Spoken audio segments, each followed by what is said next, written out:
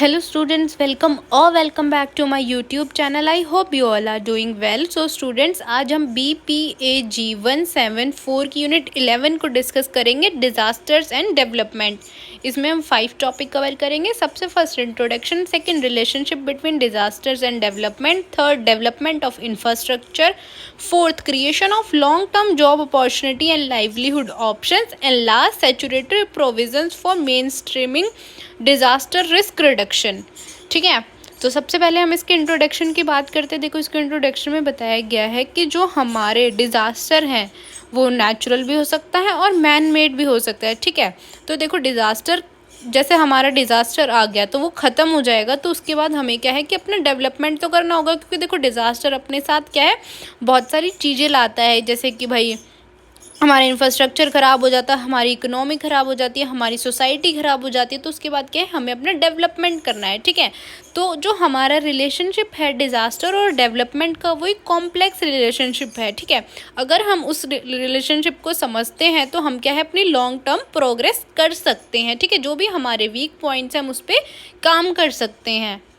Next topic है relationship between disasters and development. देखो, जो आपका रिलेशनशिप है वो एक कॉम्प्लेक्स है और एक दूसरे पे डिपेंडेंट है। ठीक है, देखो डिजास्टर के बाद जब हम अपना डेवलपमेंट करेंगे तो उससे क्या होगा कि भाई लोगों को हेल्प मिलेगी। ठीक है, जॉब्स वगैरह में, उनका रहन सहन में, क्योंकि डिजास्टर के बाद क्या होता है कि सब चीज़ें बहुत ज़्यादा ख़राब हो जाती है, लोगों पर उसका नेगेटिव इम्पैक्ट पड़ता है।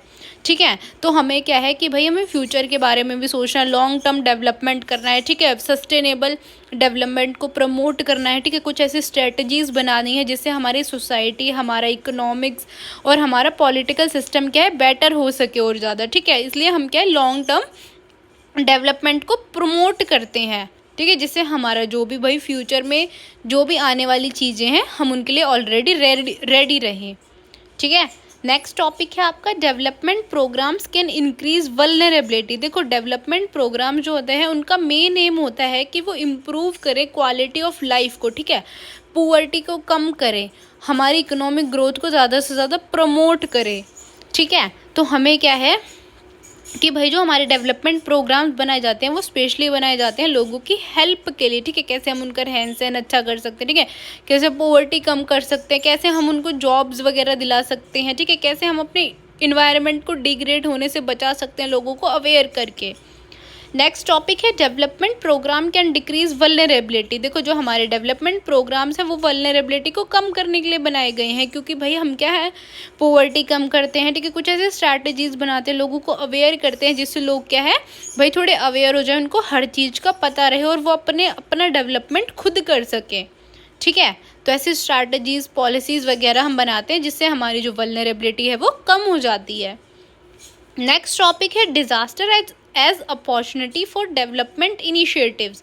देखो, जो हमारा डिज़ास्टर है उसकी वजह से हमारी जो सोसाइटी, हमारे इकोनॉमिक्स, हर चीज़ पे क्या है, नेगेटिव इम्पैक्ट पड़ता है। ठीक है, बट हमें डिज़ास्टर के बाद क्या है, हर चीज़ को रीबिल्ड करना होगा। ठीक है, अपनी स्ट्रेंथ को दोबारा से लाना होगा कि भाई अब जो हो गया सो हो गया। ठीक है, उसके बाद क्या है कि हमें दोबारा से अपने डेवलपमेंट पे ध्यान देना है। ठीक है, लॉन्ग टर्म डेवलपमेंट पे। तो कुछ की एरियाज़ बताई गई हैं जहाँ पे हम थोड़ी लैक करते हैं। देखो, जैसे हमें क्या है, इंफ्रास्ट्रक्चर क्या है, अच्छा बनाना है। ठीक है, कम्युनिटीज़ बनानी है हमें। ठीक है, हमें लोगों को अर्ली वार्निंग सिस्टम्स के बारे में बताना है कि कैसे आप जान सकते हैं कि भाई कब डिज़ास्टर आने वाला है या फिर कब नहीं। देखो, एग्जैक्ट तो हम नहीं बता सकते, बट एक आइडिया हम दे सकते हैं।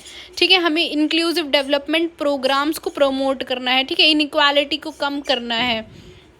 ठीक है, जो भी हमारी टेक्नोलॉजी लैक होती है हमें क्या है, उस टेक्नोलॉजी को और ज़्यादा इम्प्रूव करना है। ठीक है, जिससे हम क्या है कि डिज़ास्टर के बारे में जान सकें। ठीक है, मिटिगेशन पे ध्यान देना है हमें। ठीक है, जो भी सोसाइटीज़ भाई डिज़ास्टर के बाद इफ़ेक्ट हुई हैं उनका डेवलपमेंट करना है दोबारा से। ठीक है, ताकि उनको फ्यूचर में कोई भी दिक्कत ना हो।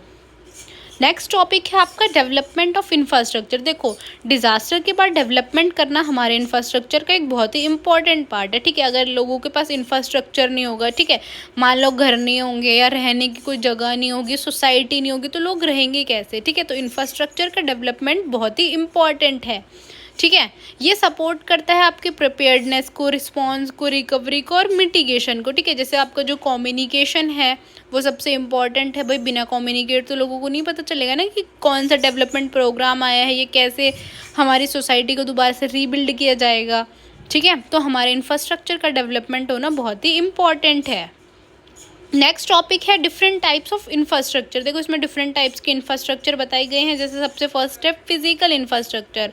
देखो जो आपका फिजिकल इंफ्रास्ट्रक्चर है वो बहुत ही इम्पॉर्टेंट है कि भाई देखो जो भी ह्यूमंस की बेसिक नीड्स हैं वो हमें फुलफिल करनी है। ठीक है, सोशल इंफ्रास्ट्रक्चर जो जैसे कि आपके एजुकेशन है, हेल्थ केयर है, हाउसिंग है।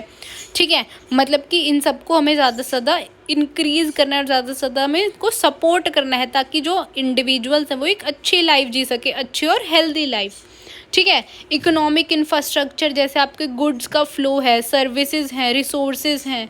ठीक है, इंडस्ट्रीज़ हैं, ट्रेड्स हैं, इनको हमें ज़्यादा से ज़्यादा सपोर्ट करना है जिससे लोगों को रोज़गार मिले। ठीक है, इंस्टीट्यूशनल इंफ्रास्ट्रक्चर जैसे आपके ऑर्गेनाइजेशंस है, पॉलिसीज़ है, आपकी गवर्नमेंट है, सबसे इम्पॉर्टेंट। ठीक है, इसको सपोर्ट करना बहुत ही इम्पॉर्टेंट है, मतलब इसको रीबिल्ड कराना, ये इसका डेवलपमेंट बहुत ही इम्पॉर्टेंट है ताकि हमारा जो एक डेकोरम है, हमारा जो डिसिप्लिन है वो मेंटेन रहे। ठीक है, क्योंकि देखो भाई हमारे पास, हमारे ऊपर भी तो कोई होना चाहिए ना, हमारा हेड।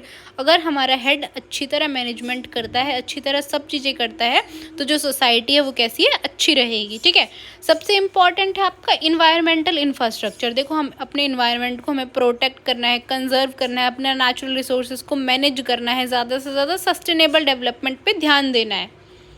नेक्स्ट टॉपिक है आपका development of physical and economic infrastructure. जैसा कि मैंने आपको बताया कि फिजिकल इंफ्रास्ट्रक्चर बहुत ही इंपॉर्टेंट है, उसको क्या है, हमें दोबारा से डेवलप करना है, हमें उसको सपोर्ट करना है। ठीक है, ताकि लोग जो हैं वो एक अच्छी लाइफ जी सकें। ठीक है, इकोनॉमिक इंफ्रास्ट्रक्चर जैसे आपका exchange of goods and services है, प्रोडक्शन है, जिससे लोगों को ज़्यादा से ज़्यादा रोज़गार मिले। नेक्स्ट टॉपिक है डेवलपमेंट ऑफ इन्वायरमेंटल इंफ्रास्ट्रक्चर। देखो इन्वायरमेंट इंफ्रास्ट्रक्चर बहुत ज़रूरी है क्योंकि हम क्या है, ज़्यादा से ज़्यादा इन्वायरमेंट पे डिपेंड हैं। ठीक है, तो हमारा इन्वायरमेंट कैसा होना चाहिए, अच्छा होना चाहिए, साफ़ सुथरा होना चाहिए। ठीक है, ताकि जो आने वाली हमारी जनरेशन है उनको भी नेचुरल रिसोर्सेज मिल सके, वो भी हमारी तरह क्या है, हर नेचुरल रिसोर्सेज का फ़ायदा ले सकें।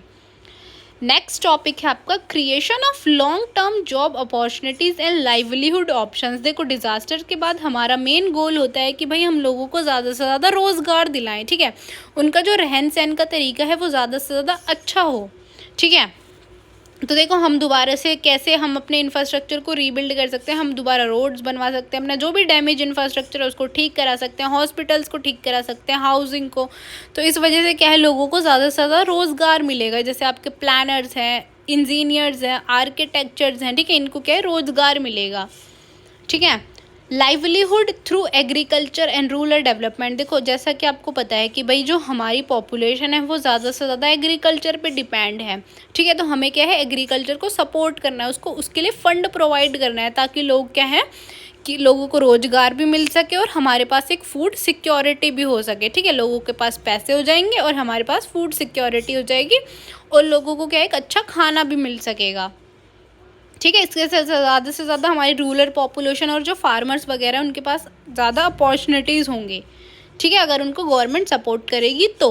नेक्स्ट एंड लास्ट टॉपिक है आपका सैचुरेटिव provisions for mainstreaming disaster risk management, risk reduction. ठीक है, तो देखो इसमें आपकी पॉलिसीज़, प्लान्स, डिसीजंस मेकिंग, देखो कि हम भाई डिज़ास्टर को कैसे कम कर सकते हैं, उसका जो रिस्क है वो हम कैसे कम कर सकते हैं, पॉलिसीज़ बना सकते हैं, प्लान्स बना सकते हैं, डिसीजंस ले सकते हैं। ठीक है, डेवलपमेंट कर सकते हैं, प्लानिंग कर सकते हैं पहले से कि कैसे हम भाई डिज़ास्टर के रिस्क को कम कर सकते हैं। हम जो अपना इंफ्रास्ट्रक्चर है उस पर ध्यान दे सकते हैं, डेवलपमेंट एक्टिविटीज़ पे ध्यान दे सकते हैं। ठीक है, कुछ रूल्स बना सकते हैं, कुछ पॉलिसीज़ बना सकते हैं, लोगों को ज़्यादा से ज़्यादा अवेयर कर सकते हैं कि भाई आप रोज़ अपना क्लाइमेट चेक करो या फिर रिस्क या फिर जो भी डिज़ास्टर का डाटा है वो आप चेक करते रहो। ठीक है, स्पेशली जहाँ पे ज़्यादा डिज़ास्टर आते हैं। ठीक है, जैसे कुछ कंट्रीज़ हैं, कुछ रीजन्स हैं जिसमें ज़्यादा से ज़्यादा डिज़ास्टर्स आते हैं, तो उन लोगों को क्या है, चेक करना चाहिए कि भाई कब डिज़ास्टर आ सकता है और कब नहीं। अब देखो लोग अवेयर नहीं होंगे तो वो उनको नहीं पता ना कि कैसे चेक करना है,